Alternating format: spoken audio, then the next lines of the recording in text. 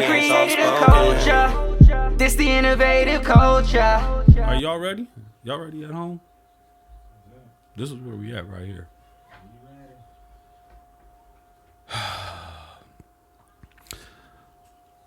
Welcome y'all to another Innovative Culture Presents Innovative Conversations. Today I am joined by none other than my boy Ryan. How's it going? I'm Ryan Radicinovich, a.k.a. Ryan the Comedian, a.k.a. Ryan Comedian, a.k.a.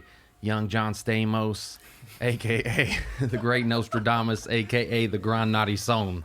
And I'm glad to be here having an innovative conversation with my man, Phoolish Dee. Oh man, I'm here. I'm glad that you was able to come today because as a comedian, I peeped out that you stay busy. And it's not just that you stay busy. It's I wasn't sure that you would be in town because you're not just in California. You're in different states, and this is every week. Like you perform from. I've seen you perform from as far as the Bay Area to Tucson, Arizona, like multiple weeks, time and time again, and it's amazing to me.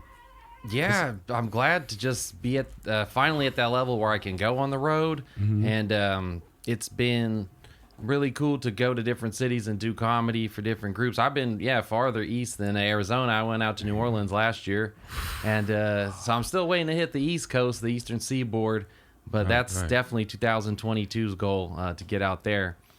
But it's a blessing, man, just to do what I love. Hey, I just want to say, when that happens, I'm hopping on that plane with you. I'm there with you. We tagging spots together. Hell yeah! That's what I want. Come with me. I fucks with it.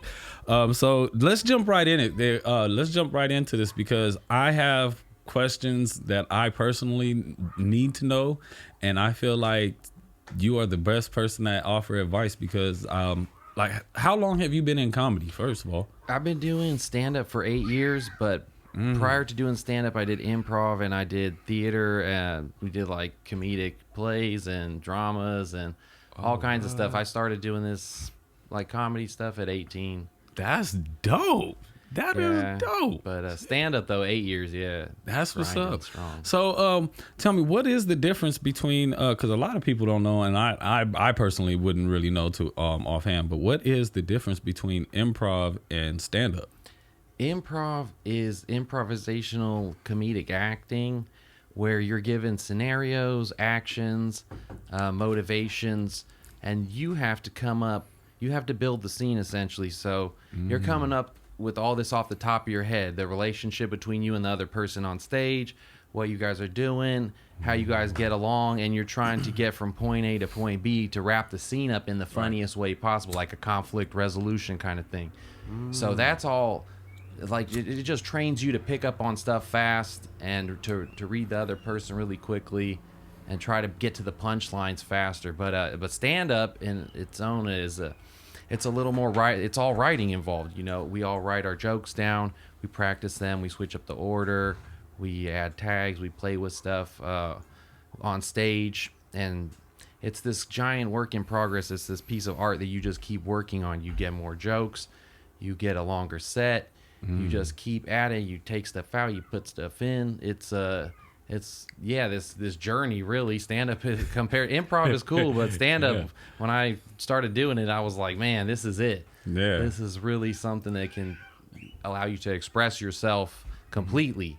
Right. Versus improv where you're just making stuff up on the spot. You know, because it's more personal. Okay, so for you, what did it for you? What got you into this community, into this lifestyle?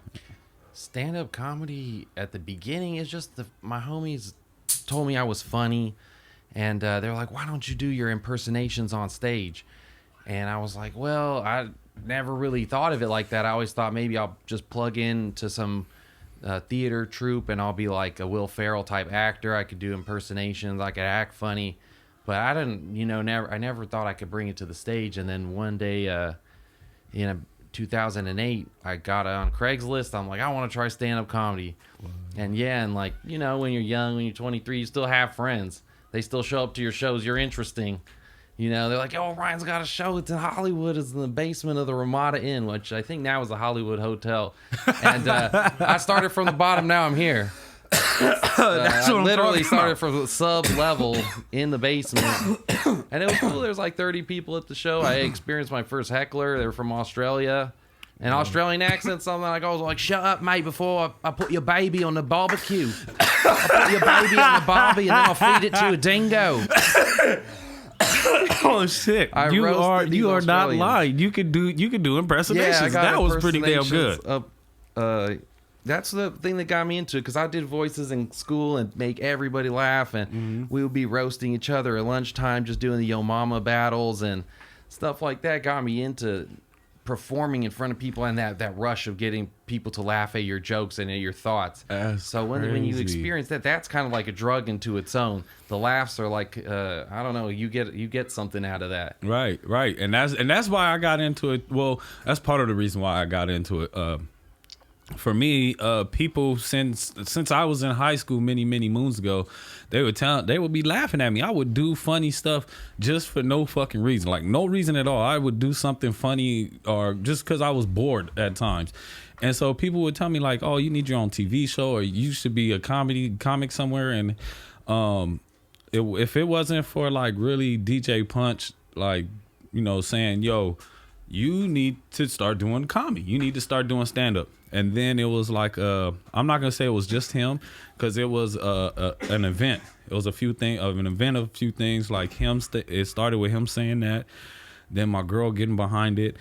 And then finally she got mad when I was like, man, I can't find no open mics. It was like a month went by. I didn't do nothing. She was like, you know what? I'm giving you 1 year to do something with this comedy stuff. And then if not, like, you're going to give it up and just work a 9 to 5 and just shut the fuck up. I don't care. And so she even got more frustrated after that and found my first spot to go to, which is the Amazing Comedy Theater in Orange County.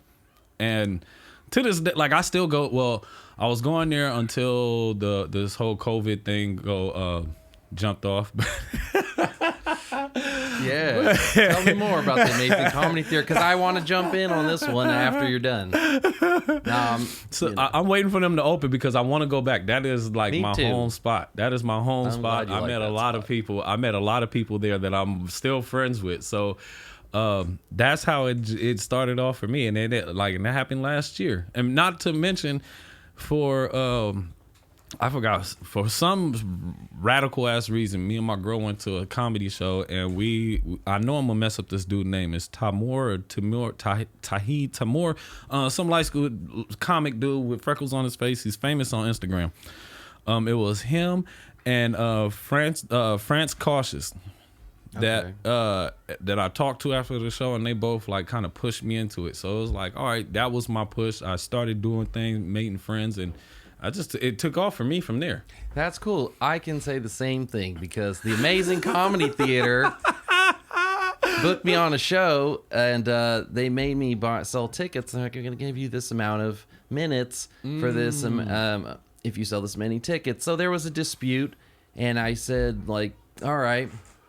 You know, I kind of like shut the door on the Amazing Comedy Theater. I'm like, okay, but that spurred me to then start producing my own shows. So thank you, Amazing Comedy Theater. Thank you, because you pushed me. You told me what I needed to hear. It's not what I wanted to hear. It's what I needed to hear. Right. I had to get serious about, like, you know, promoting, selling tickets, getting people to shows. And if it wasn't for that kind of rejection, I wouldn't have started my open mic. Right. Through my open mic, I started producing shows. Like, the word got out in Downey that I had like this sick open mic. So bar owners reached out to me, started doing shows, and the rest is history. Here I am, like 2 years later. That's and I'm on the road. Thanks, Dan.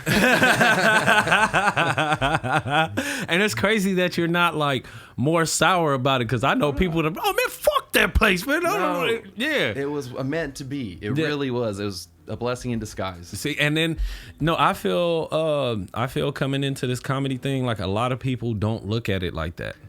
It's a lot of people business. that, it's like more business than like actual comedy. And I mean, I see the both sides of it, but I say that as far as like last night was the first time I got called out. And like some black dude like had a like or tried to be funny. It was like, oh, you fucking it up for light skin in front of for everybody. I'm looking around like, who the fuck this nigga talking to?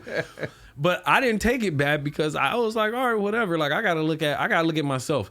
When I show up to certain open mics, I call out a few people. Like it was one comic that I said looked like Raj. Not too long ago, I'd say he looked like Raji from Mystery Men. So. Okay. You know, like I can't be too mad about that. And look at the birthday boy over there. He is just out. Do we have a soundbite for snoring? We need to find that. That's what I need right now. Cricket, let's get them crickets. If only we had I need a video camera on this guy. He is out. He was just up. There we go. He looks like a dead body. Right. Did you see that guy they buried in his like chair, just chilling back in his favorite Boston Celtics outfit? If you pull that dude up, it matches the meme. he looks like they laid him to rest just like that. Oh God. He's gone. But all right, getting back on topic. By the way, happy birthday to my boy. If you haven't checked out his episodes of That's Rodney, go on and check it out after this. All right, now getting back to where we was at. My biggest. I also have a question. What did it take for you to start doing your own things? I mean, like you already talked about the push, but now that you already have the push, what did it take for you to get somebody that had a spot that was like, all right, here you can have this night and. Coincidence, dumb luck, whatever you want to call it, good fortune, a guardian angel. I don't know what happened. I'll tell you the story. I produced the show at Baja's in the parking lot during the pandemic, and there was this big party. It was my first show there. Big party, like 15 people there for a birthday, not even for comedy. So I'm bringing up local comics, kind of eating shit on stage. It's not going exactly as planned. We're like, I'm hosting. I suck at hosting. Everybody knows that. I have my moments when I'm funny, but like really hosting is something, it's a skill you got to develop over time. Like I'm doing comedy longer than hosting. But then in this group of people is this comedian, and he's like, hey man, let me get some time. I'm like, who are you? He's like, I'm a nationwide touring headliner, motherfucker. I'm like, okay, yeah, sure, go right ahead, sir. There you are. There's the stage, as much time as you need. And it was Manny Maldonado. Whoa. And then Manny Maldonado's a big comic. He's been everywhere, done the USO tour. Then I booked Manny to be a headliner. I'm like, oh, this guy's great. Hell yeah, pay this guy. He comes, headlines, he brings his boy Jeff Garcia. And Jeff has 2 Showtime specials. This guy was the voice of Sneed on Jimmy Neutron. He's a big hitter in the comedy game, and he brought me under his wing. And then he opened so many doors for me. I met promoters, I met comedians, producers, all these other people who've now helped me get my name out there, get on the road, and do my thing, do more shows. That's crazy. Yeah. That is crazy dope. All right. So, wait, I have another question. Good question, because I starting off, I was hit with this problem, and I'm still kind of like stuck with this problem. Can I get that fire starting mechanism? Thank you, sir. Do you have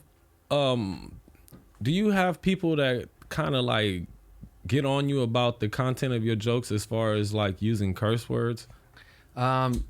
Different strokes for different folks, different audiences. You got to read the room. Right. Like, know your demographics, know who's in that room. It's weird. I do a lot of shows for middle-aged people, and it's like I have to tell jokes for my mom. It's like, oh, these people are like my parents in the audience. Like, I can't be all nasty and shit, talking about eating booties and doing all kinds of gross stuff. I have to change my jokes to be safe, but I have outs. I have ways to change stuff around or switch the punchlines. But there are some ones that I just feel I can't do in front of those type of people.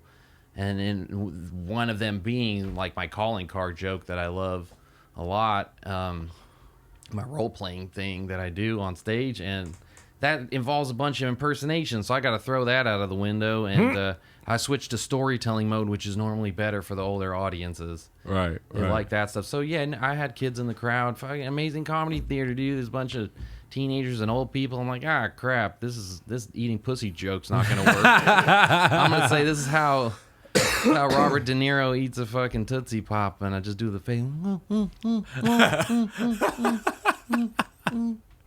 Just I'm doing damn it, how many face he would make. the fuck? I have to switch it. It is what it is, you know. I want to play clean because that's how you get the college shows and cruise ships. You got to have a clean, 20 minutes, 30 minutes to do these good gigs. It's TV. You can't go up on TV talking about necrophilia. You just can't. Some topics. Right. Step away. Yeah, that's true. That is true. So, how do you get inspired to write? I have my phone with me all the time, and if I think of something funny, I say it into the phone. Okay. And that's really just trying to capture every thought. And then from that, I just try to make a joke out of it. Or maybe it's just some kind of pet peeve. Like, that's another thing. Like, pet peeves are great source of material. Stuff that makes you mad. Like, if you feel strongly about something, that's a great way to start a joke. Because then you could be like, oh, this is the worst thing ever. It's just like this. You make comparison. You get the laughs. Mm-hmm. So that's what stand-up's all about. Like, you start with a strong emotion, and then you bring in one direction. You make them think you're going this way, and then you hit them with this punchline. Yeah. Like, you misdirection joke. Misdirection jokes are great. Yeah. Mm-hmm. Yeah, because I'm gonna be honest. It's hard for me to just sit down and write a joke. Like, I will think of stuff and I will laugh, and people will look at me like, "What the fuck you laughing at?" Write it down. I mean, like, say it into your phone immediately. Because if you laughed at it, then there's other people who are gonna think it's funny, like you thought it was funny. Okay. And you just got to bring it to life on stage. And you got to figure out how you're gonna do that. Because my favorite thing is just to go up and perform and, like, right off the rip, just poke at it. Like, I'll think of stuff throughout the day and I'll shorten it so I could try to remember it. And then when I'm on stage, if I can remember that stuff, then I'm just gonna I'm gonna throw it out there. And then after I view the tape, that's when I'll decide if I'm gonna write it down like Power 1. Well, Power 106 used to have back in the day a bump it or dump it thing. So it was like, okay, if they laughed at it or cool chuckle, maybe I'll switch it up. But if it was nothing, we throwing that out. Like, rip that, get that out of here. That's not necessarily sit on it. Meditate on it, think about it, and just put it on the back page. Because that way, if it comes back in your brain, and then maybe you think of or you have some other idea that you could combine with that, then it becomes hilarious. I had a joke that was bombing repeatedly, and then I was like, I can fuse this joke with this other old joke that didn't work because they're kind of along the same lines. Then it became a successful joke. Whoa. You never know. If you thought it was funny, if your intuition told you it was funny, put that shit down on the paper, go back to it, marinate on it. It might take years. I've had jokes I rewrote 8 fucking years later. Like, what? How does this make sense now? Right. It sucked for so long. Okay. But yeah, no, don't lose it. Don't lose it. Let's keep it. So everything. I have another question. I don't know if you mind me asking you a personal question, but do you have kids? No, I don't have kids. All right, so you don't have to worry about being a comic on the road and then dealing with family as well, right? That's the hard part, really. Like, even just having a lady and you're on the road constantly, and you're around comedians, and there's parties, and there's drugs, and there's alcohol, and women, and there's strippers. Comedians are all freaks too, so you know how they get down. Like, there's some kinky shit going down at parties, and you're just like, man, what did I get myself into? But it's fun. But yeah, that's the thing. It does cause a strain in the relationships. You got kids. You can't live that life, the fun comedian road life, if you're a responsible adult and you got. So wait, we 20 minutes in, right? All right, so at this point, at 20 minutes in, I got to make sure my girl don't listen to that part. Like, I got to edit that out. Can we go an extra? No, I'm just going to cut. Like, I'm just going to turn off the phone. I'm just going to slap the phone out of her hand and be like, baby, come on and just hug me. Like, I'm let's the go one for a walk admitting or to something. it. I'm not saying that if you're responsible like Derek appears to be, then you just get the hotel room, you call your lady, you FaceTime, hey, I'm here at the hotel, babe. And then you go to sleep like a normal person. You check out at a normal time. You fly out the next day. Or you'd be like me, you stay up till 6 a.m. at some comic's house, at some crazy ass party. See, no, that's me too, bro. Like, I am not responsible for nothing, bro. I moved to another state for 3 months and came back with a broken neck. Like, I am fucking. Yeah, you'll get caught up in Arizona. You'll get lost in the desert. I legit, like, there's plenty of videos of me talking about the story of how I dove into a pool head first and like, oh no, broke my neck. There was came no back. water in the pool. No, there was water in the pool. It was just not enough. Yeah, it wasn't enough. So, yeah, I'm far from responsible. Like, I'm not gonna say I'm the most irresponsible person, but I'm not like super responsible. Like, I'm for my girl, because we had a kid together. She now has 2 kids. So, you know, she's constantly working, and I appreciate her for that because, you know, I try to push her, and she does the same thing for me. So, you know, it's a teamwork thing. She knows, like, that I want to be into this comedy thing because she know I like to make people laugh, and the person that I am and whatnot. So, you know, she understands. And yeah, that's I'm grateful for that. I'm grateful for that. So I have another question. I know me and you spoke on this before, but how important do you feel it is to have a logo? You have to have branding. Like, you have to have your face out there. You have to have some kind of logo. You got to be on every flyer. You got to make sure they feature your name. You got to be just out on podcasts. You have to build a digital presence. So when people look up Foolish Dee, you're the first one that pops up. All your videos got hits. You got a whole thing. You want to see even the Patreon thing where you have exclusive content that you charge for. Like, that's cool as shit too. That's another way to monetize outside of YouTube and the other mediums. Yeah, because for me, my thing is, because I know as a comic, it seems to be important to have a gimmick as well. You don't necessarily have to have a gimmick or an angle. You just have to be yourself, and then just hope people will kind of ride with you. They're like, I like him. He reminds me of myself. And so, you know, some guys got a gimmick, some guys have a hook, but I feel like, being yourself, that helps. Or just having a skill that you're very good at, whether that's storytelling. They know you, like, oh, Derek tells the funniest stories. Ryan has the best voices. They're, you know. Okay. So, you know, we're running low on time. Before we get out of here, I want to touch on a few more things, like how I first met you. So I'm not gonna lie. It came to a point because, you know, for a year I was just doing nothing but open mics. Nothing but open mics. Was never asked to do anything outside of that.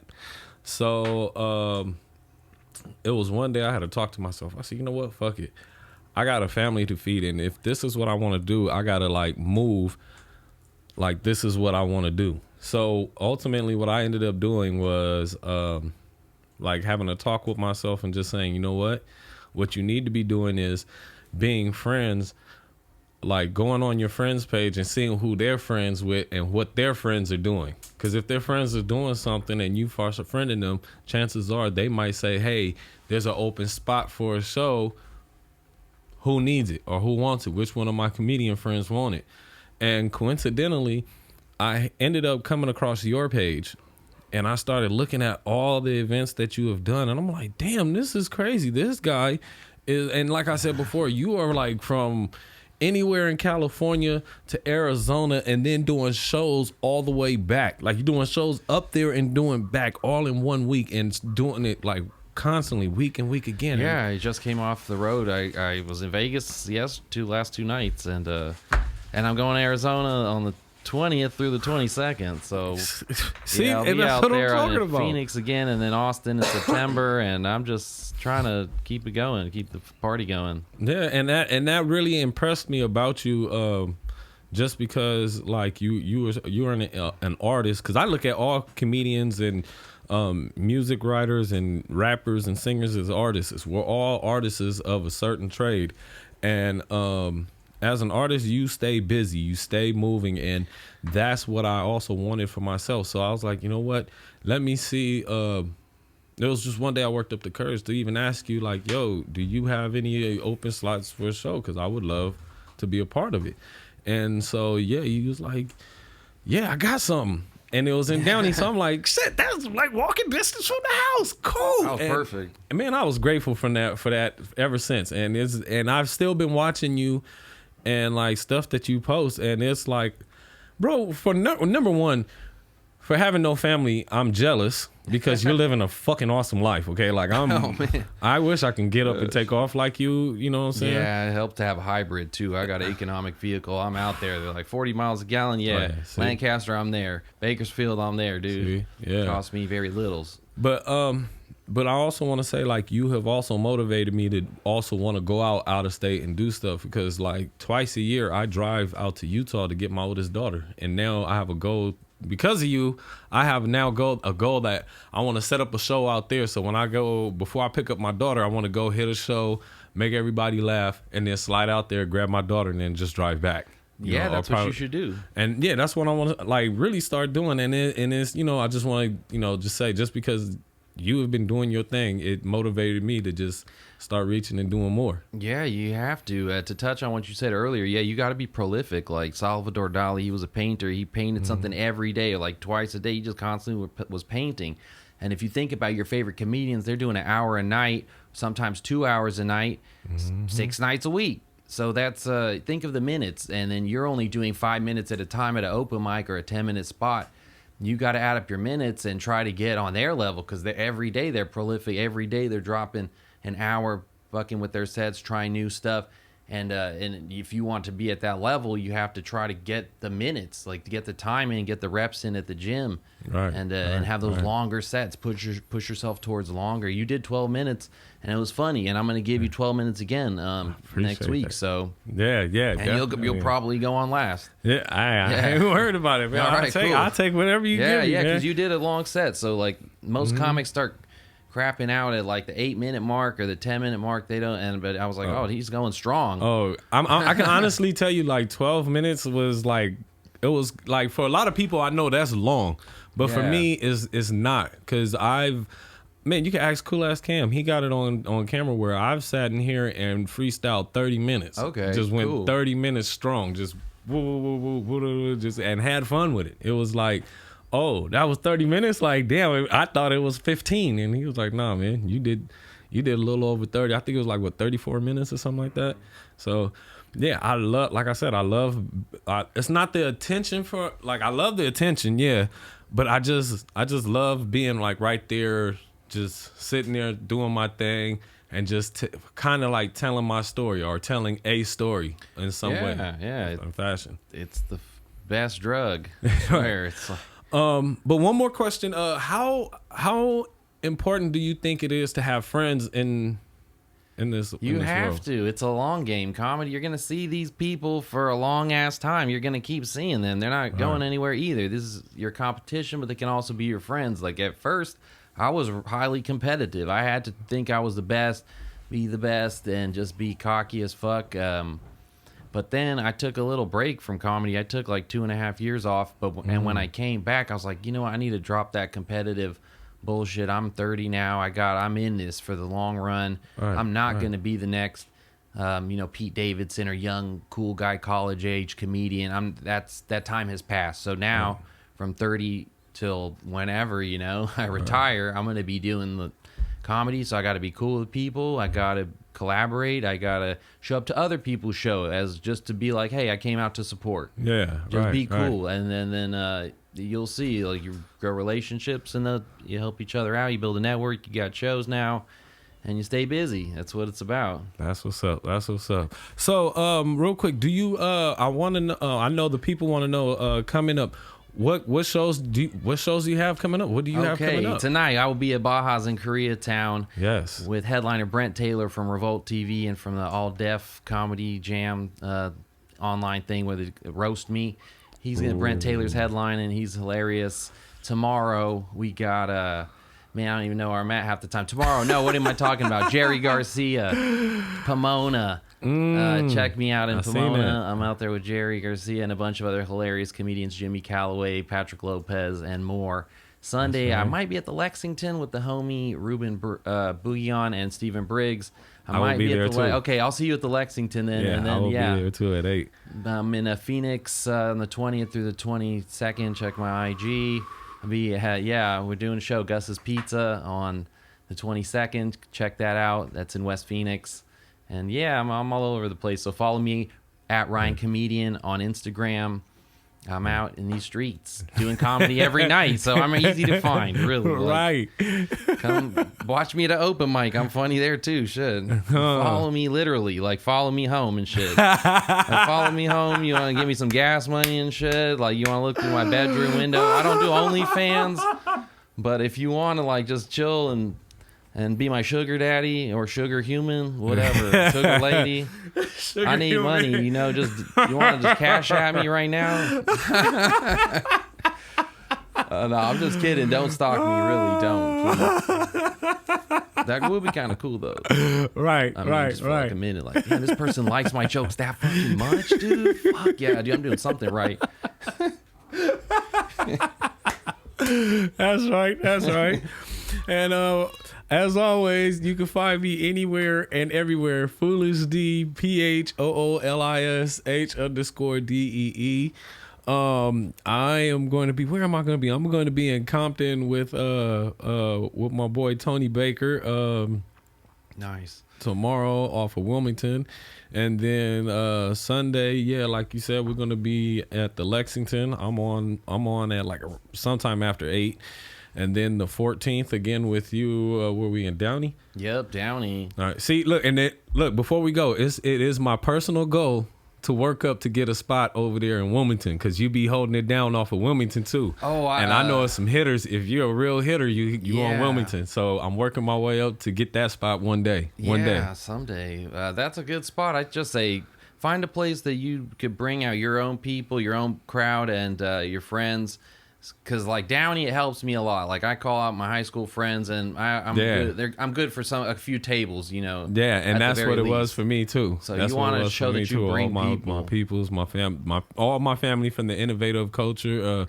A big shout out to everybody from the innovative culture. Before we go, man, I want to say I appreciate and love each and every one of y'all from behind the scenes. Y'all being there from each and every show or whatever show y'all can make it to, and everything that y'all do, man. It's all love. We are not a team. We are a family, and that's a fact. So once again, the shout outs to Cool Ass Cam. You can find him on Instagram. We can find all of us on Instagram. Just look us up. We here waiting on y'all. The follow button is always there for you. Thank you again, Ryan Comedian. Y'all have a blessed evening. All right. Gang in this bitch, we done created a culture. This the innovative culture. See, they didn't want us to win. This is one for the win, little baby, I told ya. We the innovative culture.